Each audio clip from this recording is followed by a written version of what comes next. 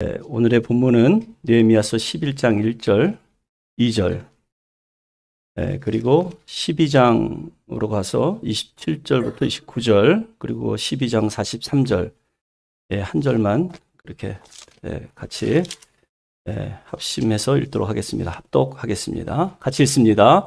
백성의 지도자들은 예루살렘에 거주하였고 그 남은 백성은 대비 뽑아 10분의 1은 거룩한 성 예루살렘에 거주하게 하고 그 10분의 9는 다른 성읍에 거주하게 하였으며 예루살렘에 거주하기를 자원하는 모든 자를 위하여 백성들이 복을 빌었느니라. 예루살렘 성벽을 봉헌하게 되니 각처에서 레위 사람들을 찾아 예루살렘으로 데려다가 감사하며 노래하며 대금을 치며 비파와 수금을 타며 즐거이 봉헌식을 행하려 하매 이에 노래하는 자들이 예루살렘 사방들과 느도바 사람의 마을에서 모여들고 또 벳길갈과 게바와 아스마웻 들에서 모여들었으니 이 노래하는 자들은 자기들을 위하여 예루살렘 사방에 마을들을 이루었음이라. 이날에 무리가 큰 제사를 드리고 심히 즐거워하였으니 이는 하나님이 크게 즐거워하게 하셨음이라. 부녀와 어린 아이도 즐거워하였으므로 예루살렘이 즐거워하는 소리가 멀리 들렸으니라. 아멘. 오늘은 교회 세우기 12번째 시간으로 예루살렘을 위한 헌신이라는 제목으로 말씀을 나눌까 합니다.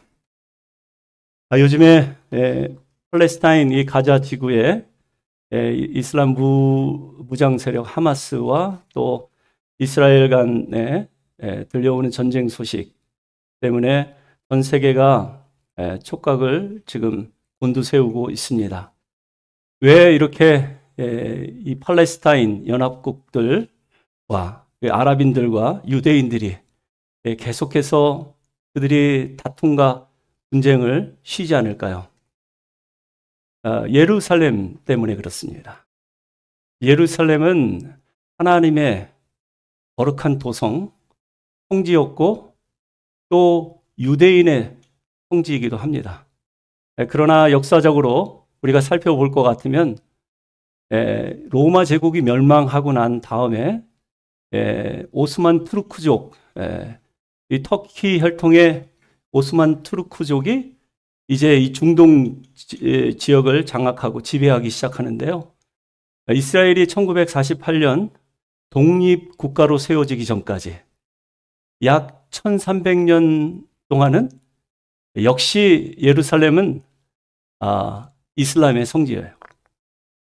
그래서 여러분 지도를 참고해 보시면 아시겠지만 저렇게 녹색으로 칠해져 있는 이 팔레스타인 땅은 원래는 이 아랍 사람들이 거주한 땅이었고 또 정착한 땅이었는데 이스라엘이 독립하고 난 다음에 땅을 이렇게 분할해서 이렇게 섞여서 살다가 지금은 맨 오른쪽에 보면 가자 지구와 요르단 동쪽 지역만 빼고는 이스라엘이 다 점령해 버렸어요. 근데 지금 이제 가자 지구랑 이 요단강 동편에 있는 이 지역만 이제 예루살렘, 이스라엘이 이제 탈환을 하게 되면은 하나님께서 그들의 조상 아브라함에게 약속하신 약속의 땅을 이제 다 점령하는 거예요. 그러니까 사활을 걸고 목숨을 걸고 이 전쟁에 참여하기 위해서 각국에 흩어져 있는 디아스포라 유대인들이 남녀노소 가리지 않고 이 전쟁에 참여하기 위해서 지금 이 예루살렘으로 모여들고 있습니다. 오늘 우리가 읽은 본문의 상황도 이와 크게 다르지 않습니다. 오늘 장로님께서 기도해 주신 것처럼 이것은 한 민족과 국가와의 분쟁이 아니라 어쩌면 거룩한 하나님의 백성과 세상 사람들과의 영적 싸움일 수도 있어요. 그렇게 해석하는 분들도 참 많이 있습니다. 그래서 오늘 우리가 본문의 내용을 살펴볼 것 같으면 예루살렘이 이제 성벽이 다시 재건되고 이제 그 성벽을 중심으로 해가지고 예루살렘 도성에 사람들이 지금 모여들고 있습니다. 거주하기 위해서, 정착하기 위해서 사람들이 이제 모여들고 있는 것을 보게 되는데요. 여러분, 도시가 도시다운 기능을 하기 위해서 무엇이 필요할까요? 우리가 살고 있는 뉴욕이라는 도시에 빌딩도 많고 자동차도 즐비하게 많은데, 만약에 사람이 없다면 이 뉴욕이라는 도시가 도시의 기능을 할 수 있을까요? 만약에 건물만 있고 자동차만 즐비하게 있고 사람이 없다면 그 도시는 유령 도시라고 할 것입니다. 건물도 있고 자동차도 있고 사람도 있는데 사람이 정상적인 사람이 아닌, 건강한 사람들이 아닌 병들고 죽어가는 사람들만 모이면 그 도시는 좀비 마을이라고 또 얘기할 수 있겠죠. 실제로 지금 필라델피아 이 켄싱턴이란 이 도시에는 백주 대낮에 마약에 취해서 비틀비틀거리고 그렇게 이 도시 전체를 병들고 죽어가는 사람들, 마약하는 사람들로 채워지고 있어요. 여러분, 하나님 나라도 마찬가지라고 생각합니다. 하나님 나라를 이 땅에 세우기 위해서 사람이 필요해요. 그런데 그 사람은 병들고 정상적이지 않은 그런 사람들이 아니라 영적으로 건강한 사람들, 영적으로 건강하고 튼튼한 사람들이 모일 때 그곳에 하나님 나라가 굳건하게 세워진다고 저는 그렇게 믿습니다. 오늘 본문에 보면 이 예루살렘에 거주하는 세 부류의 사람들을 소개하고 있는데요. 먼저 백성들의 지도자입니다. 1절 말씀 같이 한번 읽어볼까요? 백성의 지도자들은 예루살렘에 거주하였고, 제일 먼저 백성의 지도자가 예루살렘에 거주했다, 그렇게 기록이 되어 있죠. 여러분, 어느 공동체나 여러분의 가정이나 이 교회나 지도자가 된다는 것은 쉬운 일이 아닙니다. 지도자라는 감투를 쓰고 완장을 찬다고 해서 지도자의 역할을 감당할 수 있는 것은 아니에요. 지도자는 먼저 믿음의 솔선수범을 보일 수 있어야 합니다. 다른 사람을 바라볼 때 인격적으로 바라보고 그 사람을 정말 인간으로서 존중해주고 그렇게 세워줄 수 있어야 돼요. 실수하면은 실수를 덮어주고 잘못을 용납해주고, 그래서 그 사람이 바로 그 자리에 설 수 있도록 도와주고 이끌어주는 사람이 참된 지도자라고 할 수 있죠. 말 그대로 리더는 남을 이끌어주는 사람입니다. 하나님이 원하시는 방향으로 함께 가자고 먼저 믿음의 솔선수범을 보이고 믿음의 본을 보이는 사람이 리더가 될 자격이 있다라는 것이죠. 그래서 여러분, 헌신된 지도자를 위해서 기도해 주셔야 합니다. 한 사람의 헌신된 리더가 있으면 그 공동체는 소망이 있어요. 그 가정과 일터는 화목하고 행복하고 즐거운 삶의 현장이 될 것입니다. 교회 공동체도 마찬가지예요. 저는 정말 여러분 한 분 한 분이 행복한 교회 생활을 하시기를 바랍니다.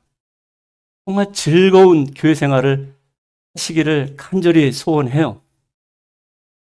그러려면 리더인 제가 혹은 우리 함께 동역하는 장로님들이 리더로서 본을 보일 수 있어야 합니다.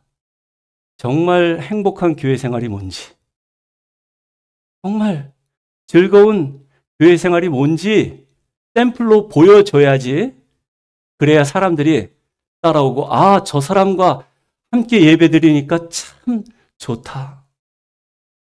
아, 저분과 함께 일하니까 참 행복하다. 이러한 마음이 들어야지 그 사람이 팔로워가 되어서 그 공동체가 건전하고 그리고 행복하게 세워질 수 있다라는 것이죠. 여러분, 그래서 이 교회 리더들을 위해서 기도해 주시는데요. 만약에 그렇게 정말 솔선수범을 보이려고 하고 정말 즐겁게 행복하게 목회를 하고 사역을 하려고 하는 게 보인다면 그런 분은 어떻게 해줘야 합니까? 왜 말들이 없으세요? 칭찬해 주셔야죠. 한다고. 그리고 실수를 하더라도 격려해 주셔야죠. 괜찮다고. 하고 있다고. 잘 가고 있다고. 그러면 이 교회라는 공동체는 어떻게 세워질까요? 건강하게 세워지는 거예요. 여러분 믿으십니까? 여러분의 가정도 마찬가지예요. 우리 남편 못한다고만 하지 마시고 잘하는 건 인정해 줄 수 있어야 합니다. 한 가지를 잘못해도 한 가지 잘하는 게 있으면 그 장점을 칭찬해 줄 수 있어야 돼요. 칭찬해 주고 난 다음에 그 다음에 책망을 하시든 바가지를 긁든 뼈 때리는 말씀을 하시든 그 다음에 하는 거예요.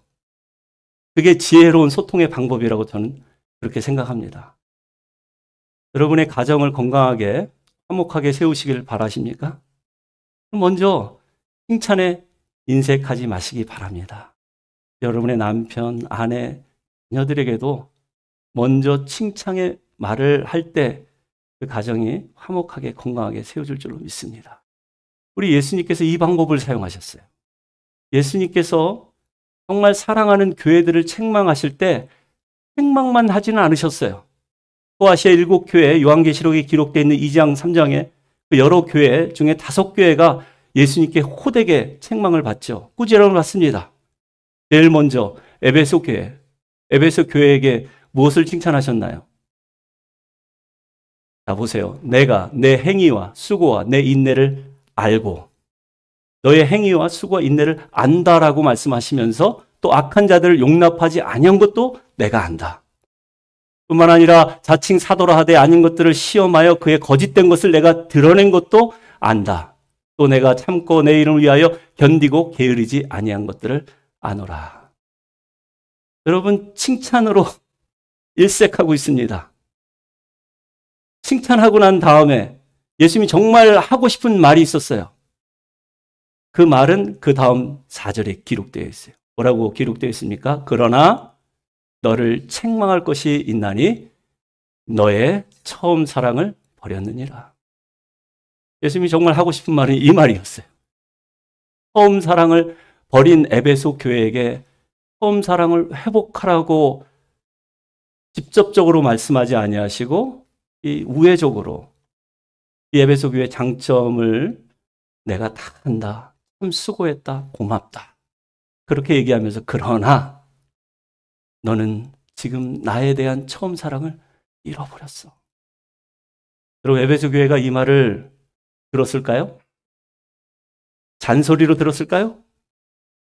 정말 뼈 때리는 소리로 들었을 것 같다는 생각이 듭니다. 네 가지 다 칭찬해주고 딱 한 가지 단점을 꼬집어서 말씀하고 있는 것이죠.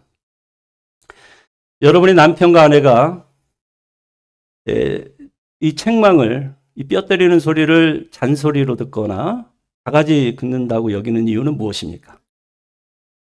그저 책망에서 시작해서 책망으로 끝나기 때문에 그래요. 싫은 소리만 들어서 좋아할 사람이 누가 있겠습니까? 칭찬은 고래가 아니라 남편도 춤추게 합니다. 여러분의 아내도 춤추게 하고 여러분의 자녀, 옆에 있는 교우도 칭찬하게 합니다. 우리가 그렇게 서로를 칭찬하고 격려해 주는 이유는 뭐예요? 하나님 나라를 세우기 위해서요. 이 하나님 나라에 건강한 리더들을 세우기 위해서 그렇습니다. 리더가 먼저 헌신해야지 그 공동체가 바로 세워지기 때문에 그렇습니다. 둘째로 이 예루살렘에 거주한 불의의 사람들 중에 두 번째는 제비뽑기를 통해서 뽑힌 백성의 10분의 1이에요. 10분의 1이라는 인구가 제비뽑기를 통해서 뽑혔어요. 그런데 여러분, 이 도시의 특성상 시골에 사는 사람들은 도시, 서울이나 뉴욕 같은 도시에서 살기를 원하지만 예루살렘이란 도시는 약간 특수한 환경이에요. 일단은 위험합니다. 역사적으로 많은 외세들이 예루살렘을 점령하려고 시시탐탐 노리고 있는 장소예요. 두 번째로는 아주 불편한 지역이에요. 예루살렘이 산 위에 있는 동네거든요. 거기서 여러분 장사를 할 수 있습니까? 농사를 질 수 있겠습니까? 생활 자체가 불편한 그런 지역인데다가 무엇보다도 예루살렘은 하나님의 거룩한 성이에요. 하나님이 거룩하시다면 거룩한 백성들도 요구되는 것들이 있잖아요. 그러니까 부담스러운 곳이에요. 이렇게 위험하고 또 불편하고 부담스러운 이 예루살렘 도시에 거주하고 정착하겠다 하는 사람들, 이 사람들은 헌신된 사람들입니다. 자기의 환경과 여건 바라보지 아니하고 하나님 나라를 바라보는 사람이에요. 하나님 나라에 헌신해서 이 땅에 정말 하나님 나라를 세우기를 원합니다. 간절한 기도 제목을 가지고 있는 그런 사람들인 것입니다. 오늘 본문에 이 제비를 뽑아서 당선된 인구의 10분의 1. 여러분들이 만약에 그들 중에 있다면 기분이 어떻겠어요? 아, 이거 큰일 났구나. 재수 없이 내가 걸렸네. 아, 내가 이렇게 병든 고향을 떠나서 익숙한 환경을 떠나서 그 위험하고 불편하고 부담스러운 도시에 들어가서 살아야 하다니. 이거 좀 부당하다. 이 제비뽑기란 제도 자체가 부당한 거 아니에요? 그래서 아마 불평하고 이 방법이 굉장히 비합리적이라고 생각할 수도 있어요. 그래서 아마 불순종하고 싶은 마음도 있을 거예요. 그런데 여러분, 하나님의 방식과 우리의 방식이 틀리려 할지라도 하나님이 정해주신 제도로 한다면 그것이 하나님이 만들어주신 제도로 한다면 순종할 수 있기를 바랍니다. 남의 이야기이긴 하지만 전에 섬기던 교회가 참 오랫동안 건강하게 잘 세워졌는데 훌륭한 담임 목사님 모시고 8분의 장로님들이 참 믿음의 본을 보이시고 그래서 교회가 건강하게 잘 세워졌어요. 그런데 교회가 갑자기 흔들흔들거리면서 불과 1년 사이에 절반 이상의 교인들이 교회를 떠나는 그런 초유의 사건이 있었습니다. 여러 가지 이유가 있었겠죠. 그런데 당시에 이슈화된 것은 투표였어요. 투표. 이 공동의회에서 장로님들을 선출하는데 투표 제도를 어떻게 했냐면 교인 중에 3분의 2, 과반이 아니라 3분의 2가 득표를 받아야지 장로가 되는 그런 제도입니다. 일반적으로 이렇게 하죠. 그런데 무기명으로. 공천위원회에서 추천한 후보들의 이름을 올려놓고 투표를 하는 것이 아니라 누구나 다 장로 후보자가 될 수 있다. 무기명으로 했기 때문에 10년 이상 안수집사로 교회를 위해서 충성하셨던 분들이 다 낙선되었습니다. 그 결과에 순복하지 않고 이거 불공평하다. 이거 억울하다. 하시는 분이 있었던 것 같아요. 그래서 그분들이 이 불평과 억울함을 토로하고 그러면서 당을 지어서 목사님을 공개적으로 본격적으로 공격하기 시작합니다. 그러더니 얼마 되지 않아서 교회가 담임 목사님 사임해버리고 또 장로님도 뿔뿔이 다 흩어져 버리고 그러한 일들이 뭐 그 교회뿐이겠습니까?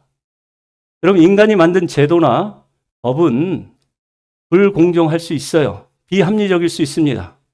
그래서 그것 때문에 억울해할 사람이 있습니다. 그럼에도 불구하고 여러분 성경에 보면 제비뽑기란 제도를 누가 만들어 주셨는가? 하나님께서 만들어 주셨어요. 그래서 잠언 16장 33절에 보면 이렇게 기록이 되어 있습니다. 같이 한번 읽어볼까요? 제비는 사람이 뽑으나 모든 일을 작정하기는 여호와께 있느니라. 자, 잠언에 기록되어 있는 말씀을 보면 제비는 사람이 뽑지만 그 모든 일을 작정한 분 누구래요?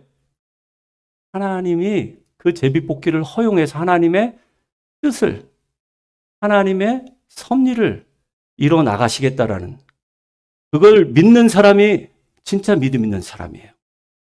교회에서 실시하는 투표제도 일종의 제비뽑기죠. 때로는 부당하고 비합리적으로 보일 때가 있습니다. 그리고 그것 때문에 억울해하고 분해할 수 있어요. 그러나 그럼에도 불구하고 그 투표 결과에 순복할 수 있다면 저는 그 사람 정말 믿음 좋은 사람이라고 생각해요.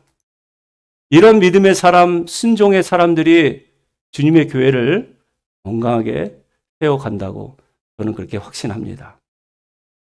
마지막 세 번째 부류의 사람은 어떤 사람입니까? 자원에서 헌신한 사람들이에요. 이들은 특별히 이 모든 백성들의 복을 받았어요. 그들이 복을 빌어준 사람들이에요. 왜? 자원에서, 가기 싫은 그 땅, 자원에서 헌신해서 간 사람들. 이렇게 복을 빌어준 이유 뭐예요? 거기 가면 험한 꼴을 당하고 고난과 역경이 기다린 걸 알면서도 그들은 하나님 나라의 자원에서 헌신된 사람이기 때문에, 그래서 사람들이 그들을 위해서 복을 빌어줬대요. 여러분, 우리의 고난이 아무리 어렵고 힘겨워도요, 우리의 시련이 아무리 감당하지 못할 시련이라 할지라도요, 하나님보다 고난이 크지 않습니다. 하나님보다 그 시련이 무겁지 않아요. 우리 하나님은 전능하신 하나님이십니다. 고난과 시련을 통해서 우리의 믿음을 정금과 같이 단련시키시고 결국 빛나는 인생 되게 하시려고, 하나님께서 쓰시려고 지금 우리에게 여러분들이 이해하지 못하는 까닭없는 고난과 시련을 허락하심을 기억할 수 있기를 바랍니다. 고난 가운데, 시련 가운데 절망하지 마시고 낙심하지 마시고 불평하지 마시고 하나님을 바라보세요. 그리고 하나님 나라에 헌신할 수 있는 저와 여러분 되시기를 축원하여 드립니다. 적극적으로 헌신하는 거예요. 힘들면 힘들수록 적극적으로 예배 참여하시고, 힘들면 힘들수록 적극적으로 주님 앞에 나와서 엎드려 기도하시고, 힘들면 힘들수록 적극적으로 교회에 와서 주방 봉사하시고, 적극적으로 하나님 맡겨주신 소임들을 잘 감당할 수 있기를 바랍니다. 사도 바울이 1차 선교 여행을 할 때 이제 바나바와 함께 선교 여행을 하는데 핍박이 상당히 했죠. 이 루스드라라는 곳에 이르렀을 때 사도행전 14장에 보면 기록이 되어 있는데요. 이 루스드라에서 먼저 전도한 그 장소, 이 안디옥이나 이고니온에서 유대인들이 따라와서 전도하고 있는데, 복음 전하고 있는데 돌팔매질을 합니다. 그래서 사람들이 사도 바울이 돌에 맞아 죽었는지 알았어요. 그런데 그가 돌무더기에서 옷을 털고 일어나서 뭐라고 대답합니까? 이런 말을 해요. 같이 한번 읽어볼까요? 우리가 하나님의 나라에 들어가려면 많은 환난을 겪어야 할 것이라. 여러분 믿으십니까? 우리는 하나님 나라를 정말 소망해요. 정말 이 땅에 하나님 나라가 빨리 임했으면 좋겠어요. 미움과 시기와 다툼과 분쟁이 종식되고 정말 하나님이 공의와 사랑으로 친히 다스리시는 하나님 나라가 이 땅에 빨리 세워졌으면, 그래서 우리가 간절히 기도도 합니다. 그런데 많은 분들은 그렇게 바라는 하나님 나라, 기도하는 하나님 나라가 그냥 저절로 임하는 줄 알고 있어요. 환난을 통해서 임하는 것입니다. 핍박을 통해서 임하는 거예요. 하나님 나라는 이 땅에 그렇게 세워지는 것입니다.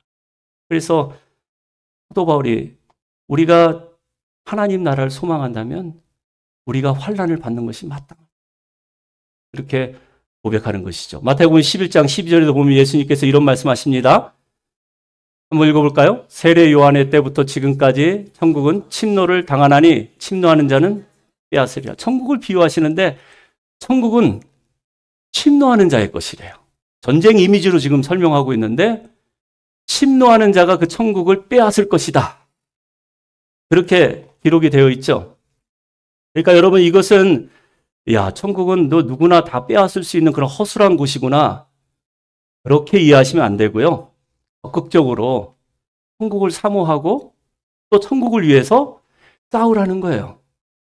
천국은 간절히 사모하고 적극적으로 싸우는 자가 얻는다. 그것을 천국은 침노하는 자의 것이다. 그렇게 예수님은 말씀하고 있는 것입니다. 여러분의 가정이 천국 되기를 원하세요? 여러분 원하십니까? 여러분의 간절한 기도 제목이잖아요. 그러면 싸우세요. 남편 멱살 붙잡고 아내 붙잡고 싸우라는 게 아니라 천국의 가치관을 가지고 싸우시라는 거예요. 하나님 나라의 가치관 있잖아요. 정말 하나님 원하시는 가정 어떤 가정입니까? 누이 좋고 매부 좋고 부부가 싸움 안 하면 행복한 가정, 평안한 가정입니까? 그 안에는 온갖 미움과 원망으로 가득 차 있는데 과연 그 가정이 하나님 나라가 될 수 있겠습니까? 그러니까 하나님 나라는 의와 평강과 희락이잖아요. 성령 안에서 우리가 누리고 있는 그 하나님 나라를 여러분의 가정에 믿지 않는 남편과 흔들리는 자녀에게 소개시켜 주라는 거예요. 가치관을 가지고 싸우는 것입니다. 이재철 목사님은 여러분들도 잘 아시지만 목사님들 사이에서도 굉장히 존경을 받으시는 목사님이신데 이분은 지금 암 환자이십니다. 암에 걸렸는데도 불구하고 전 세계 다니면서 복음을 전하세요. 그가 퇴임하실 때 15,000명의 성도들이 마지막 고별 설교를 들을 때 이런 부탁을 하십니다. 이제 이재철을 거침없이 버려달라고. 담임 목사님이신 이재철을 거침없이 버려달라. 전에는 담임 목사로서 여러분의 디딤돌이 됐을지 모르지만 이제 새로운 담임 목사님 오셨으니까 나는 뭐예요? 거치는 돌이 되었다라는 거예요. 그 거침돌이면 뽑아내야 되지 않겠냐. 그래서 여러분들 이재철을 거침없이 버리십시오. 이런 고백을 하고 그가 강원도 산골로 들어가요. 거기에 작은 집을 하나 구입하셔가지고 담장을 허물어 버립니다. 담장을 허무는 이유는 이웃과 소통하기 위함이에요. 그리고 거기서 농사를 지어요. 농사 지어서 이웃 주민들과 함께 먹고 마시며 거기서 또 다른 공동체를 꿈꾸고 있는 거예요. 대형교회 담임 목사, 그 유명하신 목사님께서 나 이재철을 버려달라고 고백하면서 그는 또 다른 하나님의 나라를 꿈꾸고 시골에 소망 없이 절망 가운데 사는 그 사람들과 함께 공동체 생활을 하겠다라는 거예요. 이것이 천국은 침노하는 자의 것이니라 라는 주님의 말씀을 실천하는 것이 아닙니까? 이분의 아들 중에 노래를 기가 막히게 잘하는 가수 한 명 있습니다. 노래를 정말 기가 막히게 잘해요. 얼마나 잘하냐면 제가 듣고 또 듣고 또 정말 마음에 감동이 오는 이 가수의 이름은 이승윤입니다. JTBC 예능 프로그램인 싱어게인에 출연해서 거기서 우수한 성적으로 대상을 거머쥐고 아주 세상 사람들에게 알려진 그런 가수가 되었습니다. 정말 노래를 잘해요. 많은 곡들이 있지만 내 마음에 정말 와닿는 곡이 하나 있어서 소개할까 합니다. 그 곡의 이름은 기도보다 아프게. 기도보다 아프게. 이 기도보다 아프게라는 곡은 2014년 4월 16일 세월호가 침몰했을 때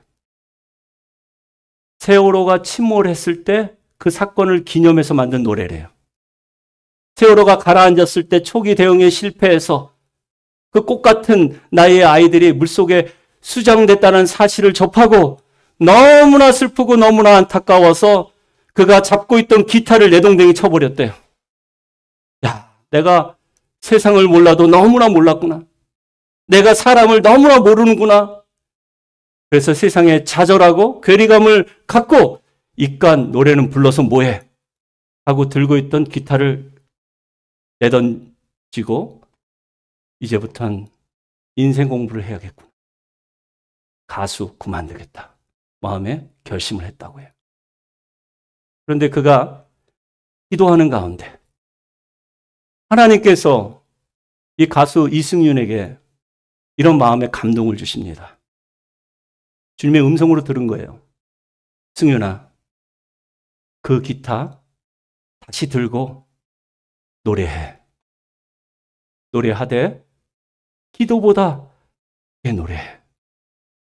이 음성을 직접 듣고 그 자리에서 이 곡을 쓰고 이 노래를 불렀다고 합니다. 가사가 이래요. 단 한 줄도 쓸 수 없었던 말들이 있었어. 기억한다는 말과 함께한다는 말은 펜보다 무거웠어. 눈물이 고여있는 웅덩이에 들렸던 하늘도 닦아내버리면 자취를 감췄으니까 슬픔을 이불로 덮고 잠이 드는 작은 꿈들아. 이젠 따뜻하길. 미안해. 난 그땐 기도밖에 할 줄 몰랐어. 노래할게. 기도보다 아프게. 성났던 파도가 이젠 너희의 고요한 숨을 품은 자장가처럼 울 때까지. 이 절망의 현실 속에서 그가 기타를 내던지고 세상에 실망하고 낙담했을 때 하나님의 음성은 뭐예요? 이 잡고 노래하라는 거예요. 노래하되 기도보다 아프게. 저는 이 노래를 들으면서 노래도 정말 이렇게 할 수 있는 거구나. 이게 하나님 나라를 침노하는 거구나. 이 노래를 듣고 얼마나 많은 사람들이 위로받고 특별히 유가족들이 얼마나 큰 위로를 받았는지 모른대요. 목사인 저로서 기도보다 아프게 할 수 있는 것은 무엇인가 한번 생각을 해봤습니다. 목사의 아들로 태어나서 자라는 가운데 많은 갈등이 있었을 테고 또 정체성의 혼란이 있었을 텐데도 불구하고 그는 기도하는 가운데 시대적인 아픔을 공감했어요. 낙심이 됐지만 절망했지만 기도하는 가운데 내가 하나님 주신 이 은사를 가지고 저들을 위로해 줘야겠구나. 그런 마음을 주신 것입니다. 노래라는 자기 재능으로 기도보다 아프게 헌신한 것입니다. 여러분, 헌신이 무엇입니까? 교회 오면 헌신하라고 얘기하는데 헌신이 무엇입니까? 여러분에게 강조하고 내 마음에 새기는 헌신은 다른 게 아니에요. 마음 심을 드리는 것이 아니라 몸 신을 드리는 거예요. 여러분의 몸을 하나님의 거룩한 산채물로 드리는 행위. 이것이 진정한 헌신임을 믿으시기 바랍니다. 기도만 하고 끝내는 것이 아니라 기도하는 가운데 그 아픔을 공감하고 여러분들에게 하나님이 주신 그 마음 있다면 이제는 몸을 드리는 거예요. 여러분에게 주신 재능, 은사를 하나님 영광을 위해서 드리는 행위입니다. 오늘 본문 12장에 보면 이렇게 예루살렘을 위해서 헌신하고 그곳에 정착한 사람들이 드리는 예배 장면을 우리에게 소개하고 있습니다. 축제와 감사의 현장이라고 볼 수 있죠. 그래서 12장 27절에 보면 그들이 감사하며 노래했다고 합니다. 즐거이 봉헌식을 했다고 합니다. 노래하는 사람들이 여러 마을로부터 모여들었다고 해요. 그래서 예루살렘 사방에 예배하는 마을, 예배하는 촌, 정착촌을 형성했다. 그렇게 기록하고 있습니다. 제사장들뿐만 아니라 레위 사람들뿐만 아니라 주의 종들이 자신들의 몸을 정결하게 하고 또 백성과 성문과 성벽을 정결하게 했다고 합니다. 이 모습은 예배가 이제 완벽하게 회복된 모습이에요. 교회가 회복된 모습입니다. 저는 여기서 특별히 노래하는 사람들이 사방에서 모였다. 이 말씀을 읽고 묵상하면서 우리 교회 찬양팀, 성가대를 생각을 해봤어요. 여러분, 여러분의 찬양에, 여러분의 노래에 기쁨과 감사가 있습니까? 정말 하나님 은혜가 너무나 감사해서 드려지는 찬양입니까? 그 노래에 여러분 자신을 헌신할 수 있기를 바랍니다. 기도보다 아프게 하나님이 주신 재능을 하나님 앞에 하나님의 영광을 위해서 드릴 때, 그때 사방 각촌에서 모여드는, 본문에 그렇게 기록되어 있잖아요. 이 노래하는 사람들이 하나님을 신령과 진정으로 진심으로 온 마음 다해서 예배하니까 사람들이 모여서 정착톤이 형성이 된 거예요. 예배 공동체가 형성이 된 거예요. 우리 성가대 찬양팀이 부르는 그 찬양에, 그러한 찬양의 향기가 실렸기를 바랍니다. 이 인근 지역, 교회 주변에 있는 많은 사람들이 함께 모여서 찬양하고 예배하는 그런 날이 속히 오기를 축원하여 드립니다. 이러한 기쁨과 감사, 이 세상 사람들이 알까요?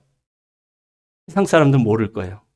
우리가 무너진 성벽을 세운다고 하고 우리가 건강한 교회를 세운다고 해서 무슨 관심이 있어요? 주의 종들이 정결해지고 주의 백성들이 정결해지고 성문과 성벽이 정결해진들 그들과 무슨 상관이 있어요? 먹고 살기 바쁜 세상에 우리의 교회가 예배가 회복이 되고 교회가 교회답게 회복이 된다고 한들 그들과 무슨 상관이 있겠습니까? 그러나 헌신된 사람은 알아요. 이 모든 것이 하나님의 은혜로 말미암는 것을, 이 모든 것이 하나님의 은혜임을 알아요. 이 은혜는 세상이 줄 수도 없고 알 수도 없고 빼앗을 수도 없는 은혜임을 잘 알고 있습니다. 그래서 심히 즐거운 거예요. 그래서 행복한 거예요. 왜냐하면 하나님이 즐거워하게 했기 때문에. 마지막 43절에 그렇게 기록되지 않아요? 하나님이 크게 즐거워하게 하셨습니다. 그래서 그들이 지금 즐겁다라고 4번씩이나 강조해서 행복하다고 강조해서 그들이 하나님을 예배하고 있는 것입니다. 저는 우리 평안교회가 이렇게 즐거운 교회가 되기를 축원하여 드립니다. 정말 행복한 교회가 되기를 바라요. 그러기 위해서는 먼저 우리 안에 찬양이 회복이 되어야 합니다. 찬양이 회복되면 여러분의 감사도 회복이 돼요. 감사가 회복되면 여러분의 기도도 회복이 됩니다. 울면서 원통해서 드리는 기도가 아니라 기쁨과 감사로 드려지는 기도로 바뀌게 된다는 거예요. 이제 기도가 회복되면 그제서야 기도보다 아프게 우리는 헌신할 수가 있는 것입니다. 이렇게 헌신하는 사람은 세상에 감당할 수 없는 사람이에요. 어떤 상황에도 어떤 삶의 조건에도 기뻐할 수밖에 없다는 사실을 기억할 수 있기를 바랍니다. 그래서 느헤미야는 우리가 지난 설교에서 우리 살펴보았지만 8장 10절에 이런 말을 해요. 다시 한번 우리 고백해 볼까요? 여호와로 인하여 기뻐하는 것이 너희의 힘이니라. 여러분 정말 믿으십니까? 여호와로 인하여 기뻐하는 것이 우리의 힘이래요. 우리가 이 힘을 갖고 있다면 이 기쁨 누구도 빼앗아 갈 수 없습니다. 그래서 여러분 정말 헌신된 자들만 누릴 수 있는 이 기쁨, 이 감사를 이제 본격적으로 누리실 수 있기를 바랍니다. 하박국 기자는 무화과 나무 잎이 마르고 포도 열매가 없으며 감람나무 열매 그치고 외양간 송아지 없어도 뭐라고 고백합니까? 난 여호와로 즐거하리. 난 여호와로 즐거하리. 이렇게 즐거운 교회 생활, 행복한 여러분의 인생 여정을 살아가시기를 주님의 이름으로 축원하여 드립니다.